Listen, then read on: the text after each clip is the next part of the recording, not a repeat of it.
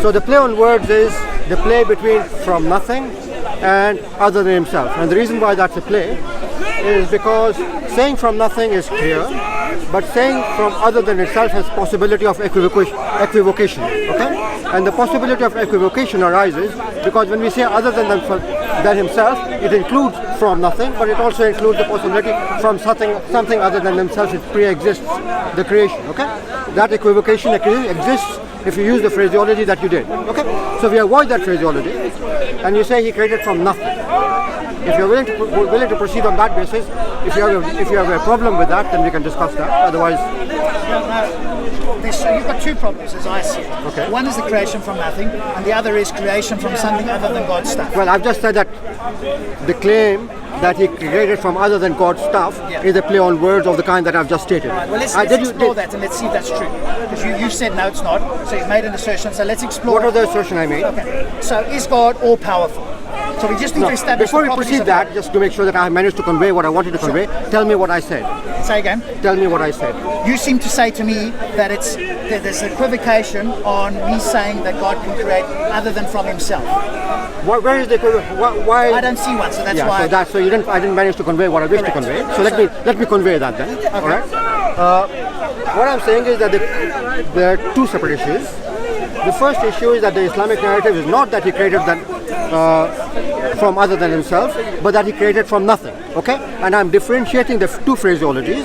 The phraseology that the Quran, the Islam uses, which is that he created from nothing, and the phraseology that you adopt, which is to say that he created from other than himself. Okay. I distinguish between these two first. That's the first problem. All right?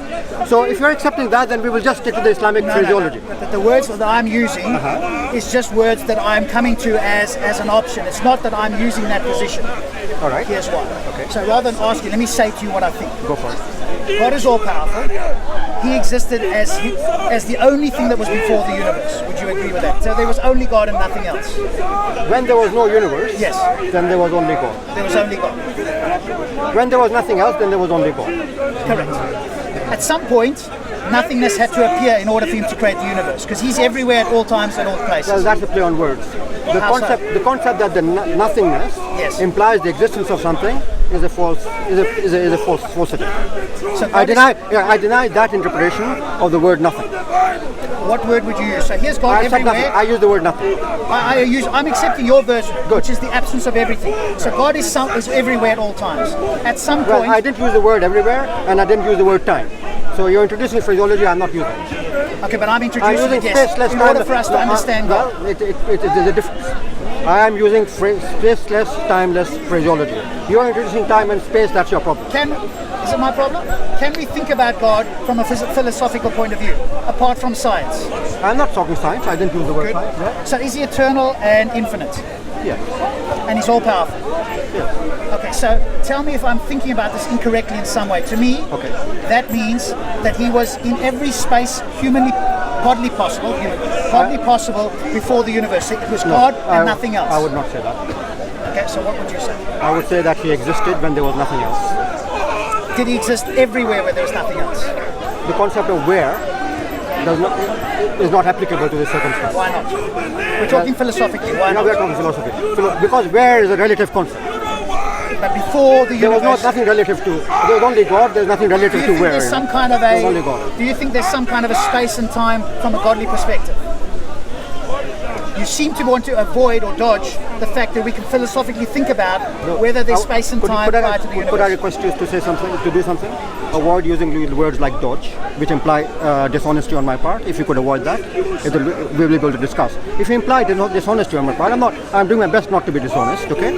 So if you imply dishonesty, the conversation ends.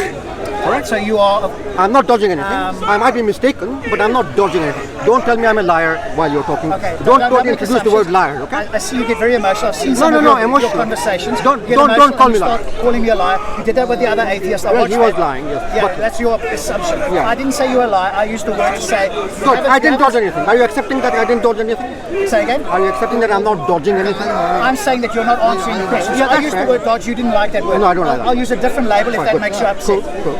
You haven't answered the question for me. Let's I'm not calling you a liar, so you don't have to presuppose that. that. I see you jump quite quickly, so I would encourage No, you the not word to dodge do that. implies lies, but we have passed that. But We have gone past that. We've gone past Let's that. not imply. Okay. Can I talk to you later? I'm saying to you, Very good, very good. I'll see you later. before the universe, God was everywhere, in whatever term everywhere means. So let me explain that I don't like the use of the word everywhere, because space and time are creations of God in my view. All right? In the Islamic view, space-time is a construct of God. Right? So the concept of where implies that there was already a where, which is prior to creation. But we are saying that where the existence of where and the existence of when is a subsequence to the creation. Okay? So for you to use that is to kind of mix up these two things. That's why I'm saying that. Okay? So we can't use space. What we can say, I understand what you're trying to say, but you're saying that in the absence of the other existences, there was only God, and that is it. We don't go beyond that, because that's all there is to say about that. That's cool. Yes, Cool. but if we think about it from a philosophical point of view, was God a speck, or was he everywhere in some sense? Because the universe is expanding. The universe is expanding. Do we agree? It's expanding into something. Well, that is- whatever's behind the yeah. universe, we don't know, but there's something there. That Because is- it went from this to everything. That which is expanding is the known physical universe. All right? What is known as the space-time field. All right? Now that is expanding. It's fine. What is it expanding into? Well, that expansion is a consequence of its existence as a physical entity. The space-time is a physical entity. Okay? For example, if you look at Einsteinian equations, the field equations, they are about as physical as the electromagnetic field, as the magnetic field, as physical as that. Space-time is very similar equations. Okay? I understand that. Now, good. Now, so therefore, for you to talk about it as if it's kind of something other than physical, I don't accept that. Okay, so that's where I think the conversation ends, because you don't want to entertain the possibility that space and time in some godly sense existed, because then we're into a No, problem. what I'm saying is that I do not want to talk about space-time in the way you're talking, as if this kind of space-time, to which Einsteinian field equations apply, as if that would be a space-time in which God kind of subsisted. I am not able to make any statement on that, because that is something we know nothing about. However, Right. Muslims claim that God created the universe from nothing by just saying be. That's right. And I'm asking, how did that happen? Explain to me, or give me a way for that to happen that was not part of, that was not part of God's stuff. Oh yeah. Okay. Because if I put myself in your Good. position, Yeah. I can accept that God can do this. Let's go there. I understand your question. Good. Yeah, move forward a bit.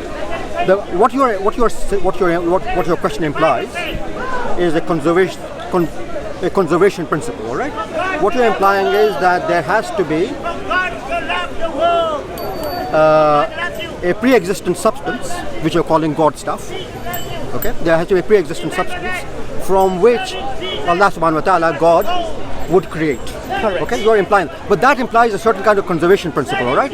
Our concept of conservation principles arises from our understanding of the physical universe. Okay, this space-time field and this, mixture of quantum, of quarks and stuff in which we exist. Okay, these conservation principles have no existence. They have no meaning in the realm that we are talking about prior to the creation of this universe. They don't apply. So the idea that something has to be conserved, called godly essence, there's no such concept. You are just So that's what you rejected. That I reject it. there's an essence of God. No, I'm implying the implied conservation principle which you are introducing into this argument. Okay?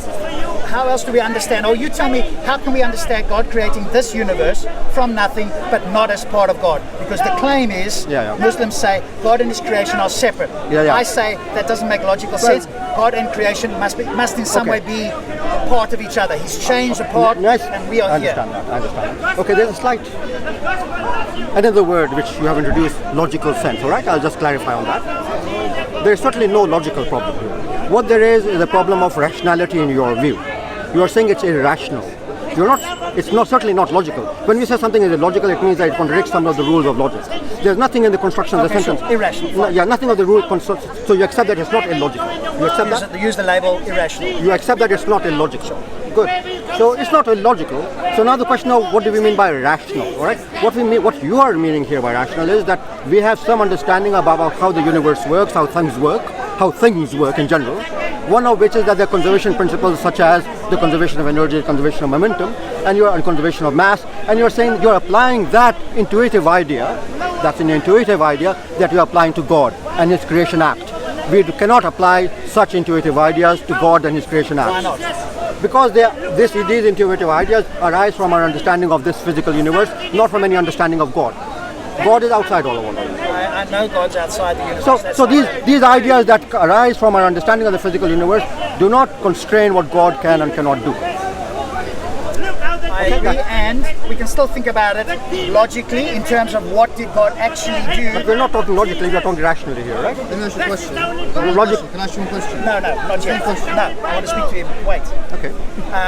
Otherwise we get sidetracked. Sure. Yeah. So you seem to not want to. How do I phrase it so you don't feel offended in some way? I'm trying to tiptoe. Even the word around in case want you is feel unnecessary, upset, right? which is not ideally how I normally speak to people. Good. Help me out here, and I'm trying to think of how I don't know what you want. Oh, sorry, what you're aiming to say. It seems that Muslims make the claim that God created the universe out of nothing. When I explore this in some way philosophically, you seem to want to retreat to, well, God is mysterious. I'm not retreating. So now this again, what I'm doing is making an understanding. Okay, there are two separate issues. One is there are things that we make claim to understand. Right? The other things that we claim are true but we do not understand. For example, we make statements about God being omnipotent. It does not necessarily mean that we understand that. Just as, for example, a physicist, when he talks about quarks, does not really understand what he's talking about. Take it from me, all right? Are you a physicist? I have a very strong physical background, all right? I'm not going to who I am at all, right? I do not discuss who I So am. all those people who talk about that, they don't know what they're talking about. Oh, no, I didn't say that. Please listen carefully to the word. Sorry, I missed you there.